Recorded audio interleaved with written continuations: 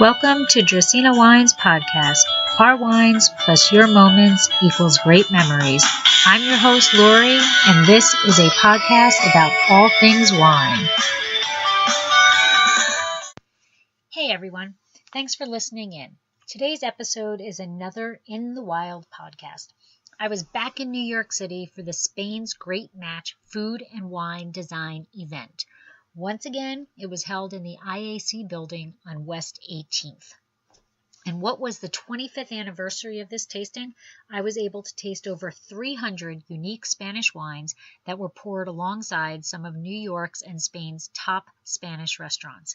I tasted the more popular Albarinos and Garnachas, but was also introduced to some new-to-me varieties such as Xarel-lo, Palomino Fino, and Listan Negro.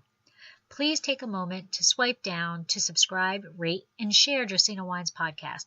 Your 5 seconds can help our podcast be found by other wine lovers. So I hope you enjoy. And again, remember, these In the Wild podcasts have some background noise. Slancha.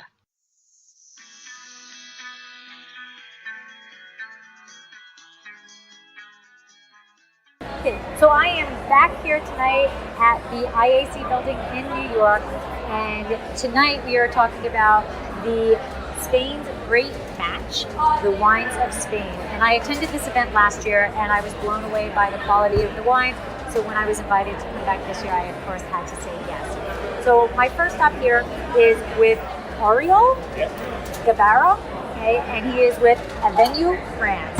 So I've tasted the sparkling. So can you tell us a bit about your sparkling first? Yeah, we have 3 sparklings under the brand Aveniu. Blanc de Blanc with 70% Chardonnay, 30% Macabeo Brallada. It's a reserva cava, which means that on the second fermentation, on the method traditional, we have 15 months on the lease. That's what will give you more complexity, more body, that toasty note, that creamy note.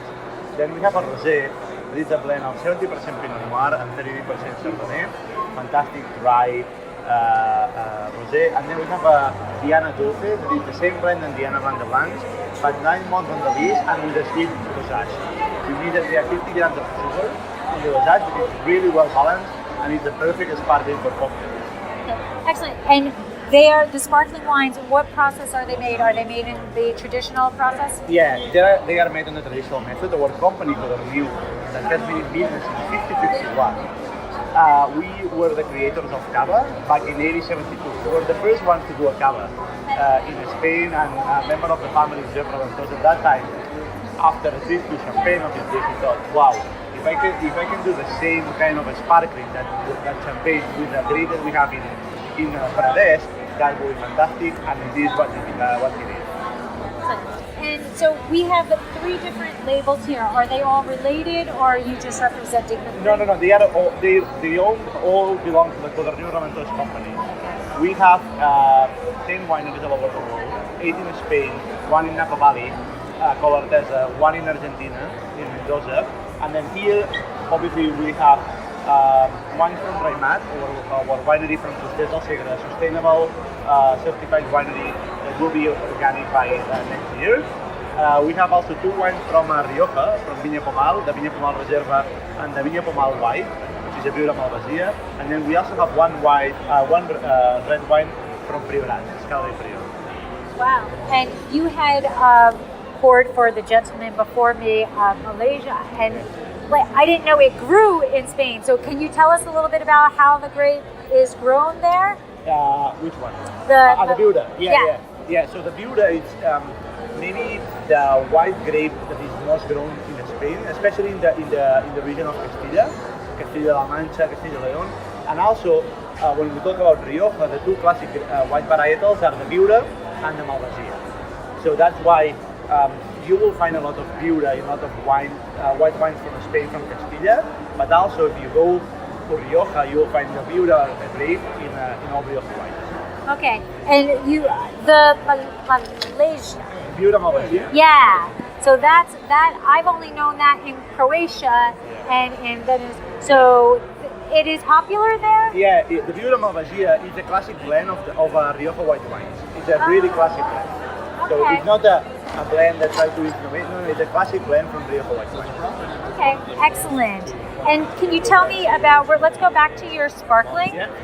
Tell me how are they picking for the harvest? Do we know what they're looking for in the grapes? What bricks they're picking at? Yeah, so we start early in late July or early August.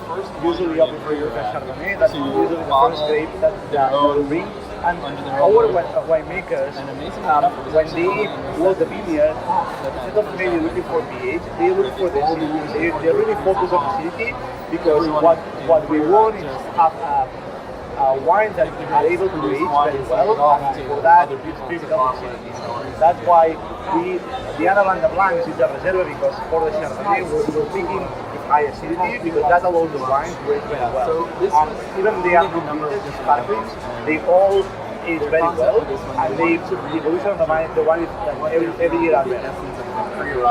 And what is the case production? Is it easy for us to find these wines in America? Yeah, actually we're the total quantity that we're importing is around 55,000 cases. Oh, okay. So we're still not a big brand, but we're, I would say, widely distributed to states like New York, California, Florida, Illinois, North Carolina, all the Mid-Atlantic, Texas as well. So we're in the major states where widely distributed. And what can we expect in terms of a price point for these wines? It's around, it's in the range of $10-15. More in the range of between 14 and 15, depending on the state of the taxes. Right. But it's around, I would say, you will find it almost nationwide between 14, 15 retail price, and then if you get a promotion, maybe 13. Well, that's a steal. That's a steal. That is a very nice. Yeah. I don't know. The philosophy of the company is to over-deliver quality in every single wine. So we really care about quality. We really care about the vineyard. That's why we own a lot of vineyard, because we really design the wines in the vineyard. That's how we know how we do it, and we don't know any other way. So that actually leads right into my last question. Are these vineyards, are they co-ops, or are they family-owned vineyards? All of them are family vineyards. Family vineyards. Yeah, we are the only company also that in the Gabarro region we own vineyards in 3 different regions under the same deal.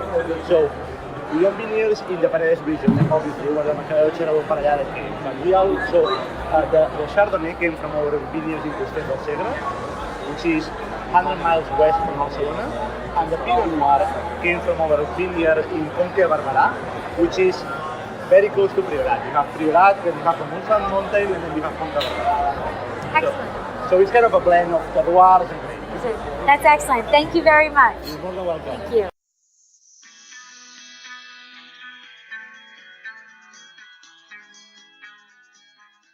So my next stop is with Alan Schivek, and he is with Wines of the World, and he is here representing Vicente Ganduria wines. And basically, what he's going to do is give us an education on cava, because my typical, habit of swirling everything, including water, he explained to me, do not swirl cava. So I figured this is a perfect gentleman to give us the education of the history and what we should know about cava.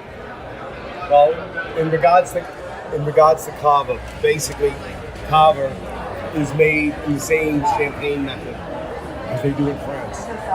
So essentially you're getting the same quality, they ferment the same way, it's not made in stainless steel tanks. So it gets bottled, and then the bottles are put at an angle, and then the bottles are turned. So essentially that's how the fermentation is created. So essentially cava comes from the Cava region, and there's also some sub-regions. So essentially cava ranges from $3 a bottle all the way to $200 a bottle. There's massive quality differences. You obviously have the very commercial cavas, which Bregenet, Javier, Cristal, $6 a bottle. So essentially what we've done is we've hit the mid-price pricing where essentially we want to bring good cava to the public at around $10 to $12 a bottle. So you're getting quality. It's not what we call the generic cava. So essentially you get different quality levels. We have an organic cava, which only costs about $1 more a bottle. It would be at $13.99. But you're getting a lot of the minerality versus the regular types of grapes. Most cavas should be made with Xarel-lo and Macabeo. Sometimes they may throw a little Chardonnay in, but those are the two indigenous grapes that cavas produce from. In regards to most cavas are non-vintage, so normally they have a 2-year lifespan. You essentially buy them, drink them. Hopefully the store doesn't have old cava, but there are vintage dated cavas. Those are the ones that are a lot more money. You'll be paying $50 to $100 a bottle for those. They're great, but at that point you should buy champagne. And can you tell us a little bit about this winery itself? Sure. Vicente Gandia is one of the largest wineries in Spain. They produce wines in every region of Spain, from Rioja to Galicia, where they do, Albarino. They do wines in all whites. They do all the reds. Wine from Rioja, wine from Ribera. The base of the company is in Valencia, on the coast of the Mediterranean. So they do a few wines in Valencia. We have the 130, which is a blend of 5 different grapes. So all of the major grapes that they produce for the single vineyard wines, they throw everything into this bottle. So you're getting Tempranillo, Bobal, Garnacha. They also produce what's called El Miracle Mariscal, 90 points Rava Paca, retails for $8.99 a bottle. So you get a lot of value. You don't have to spend big money to get great wine. My top of the line Rioja Reserva only sells for $14.99. Wow. While most Reservas are $30, $40 a bottle. So. Excellent. And so if we go back to this 130 here, the 30th anniversary, is it a field blend or are they fermented individually and then blended? No, it's all blended together. All the grapes are picked, then obviously they're extracted, crushed, and then they blend it together, and then it's essentially aged that way. So it's aged together. Yes. You know what you're doing. Okay, thank you very You're much. welcome. Pleasure.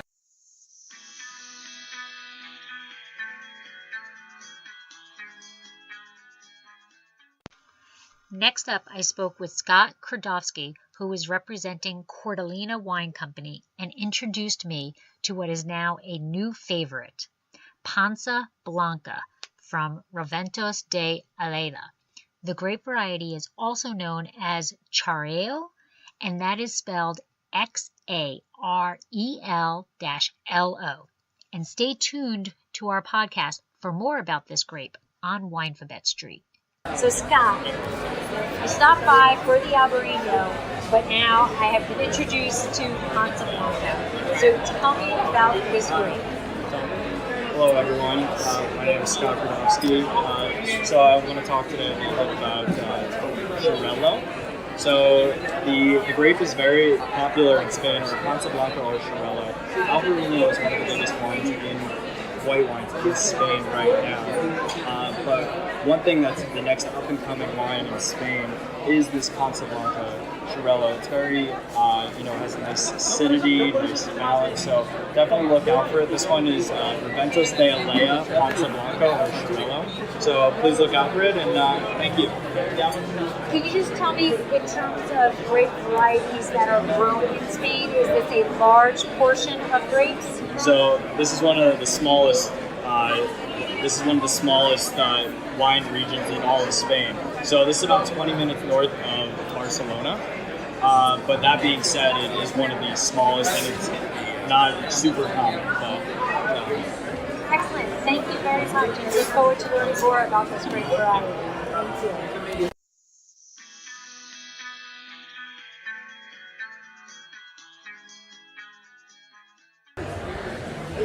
Okay, So this event is really about the Spain's Great Match, so the wines from Spain.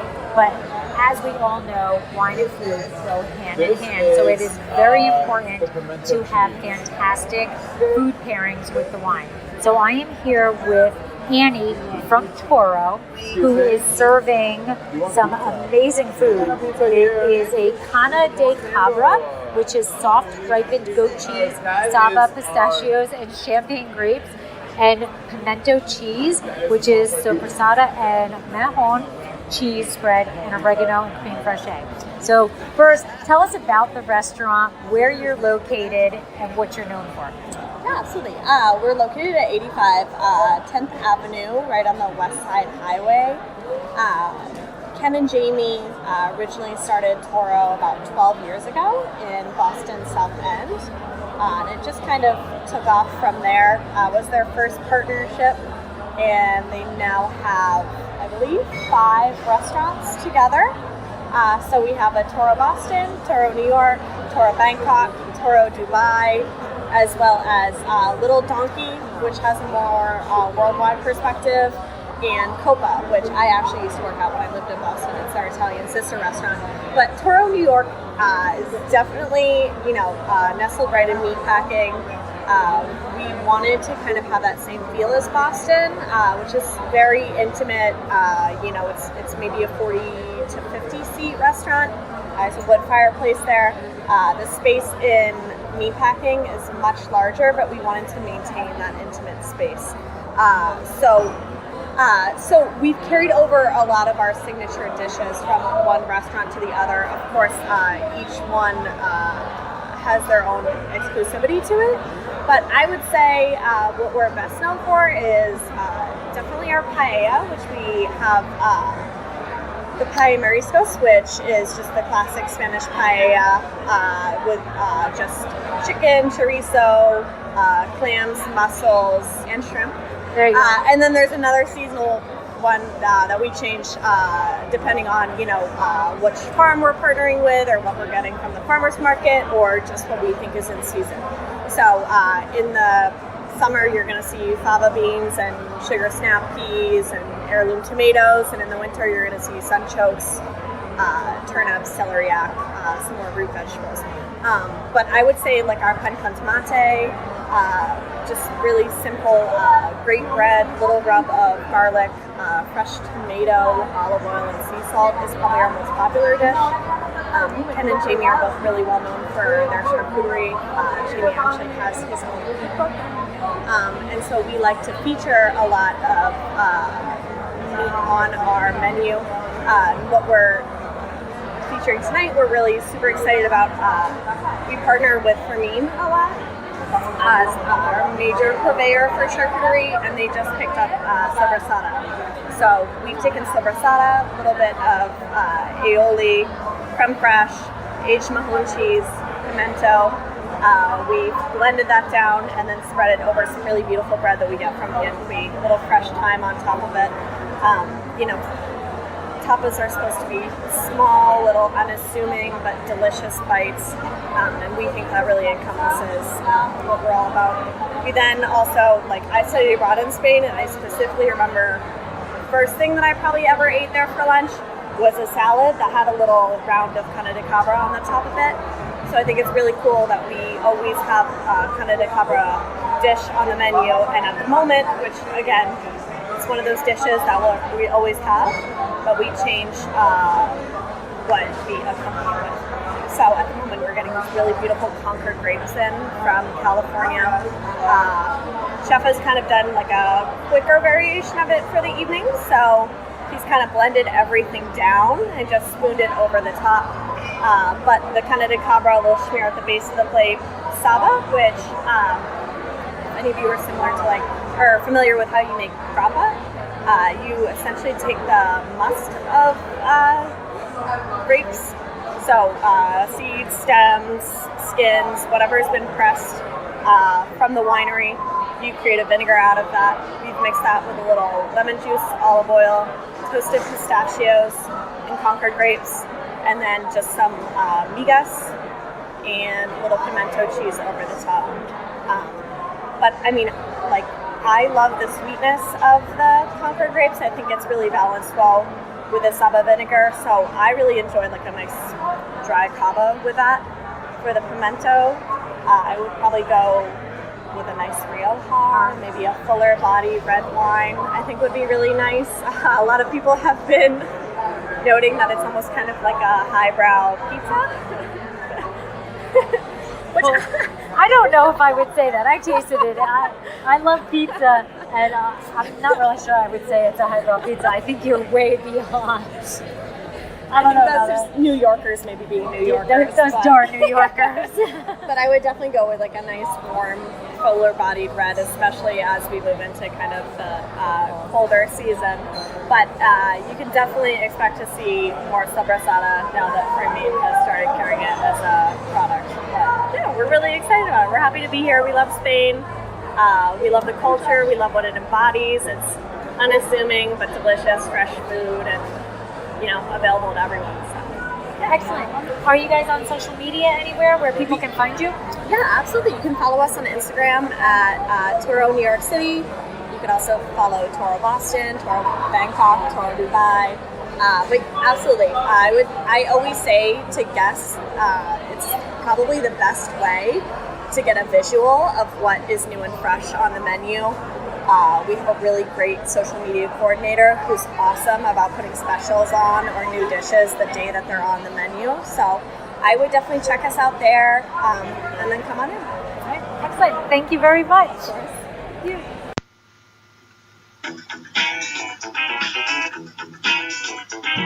Did you know that Dracaenawines now has a wine club? We named it the Chalk Club. Draco was on our label, but Vegas was getting a little jealous, so we decided he deserved to be our club spokesdog. In Las Vegas, betting chalk means that you are betting on all of the favorites.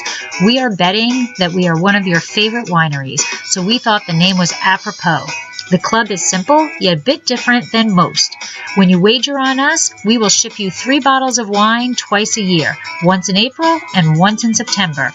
You can choose all red or mix of red and rosé. You immediately receive 15% off of all your wine purchases throughout the year, but what makes our club stand out is the progressive discount.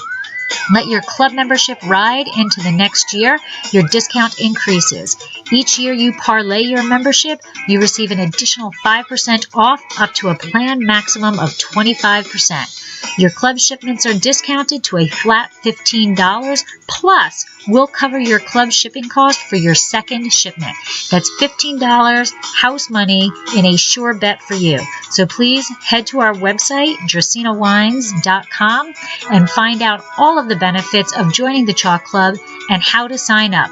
We've stacked the odds so that you can get our award-winning wines without breaking the bank.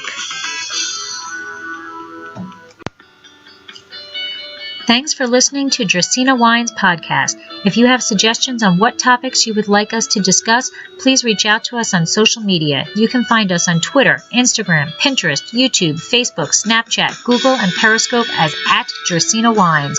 I am also on LinkedIn as Lori Hoyt Budd, or email us at Dracaenawines.com.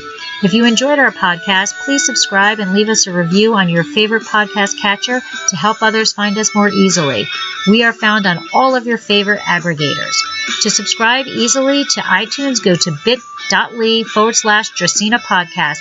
That's bit.ly/Dracaena podcast. And that's a capital D for Dracaena and capital P for podcast. Please check out our award-winning wines and find out about our wine club at Dracaenawines.com. And remember to always pursue your passion. Sláinte!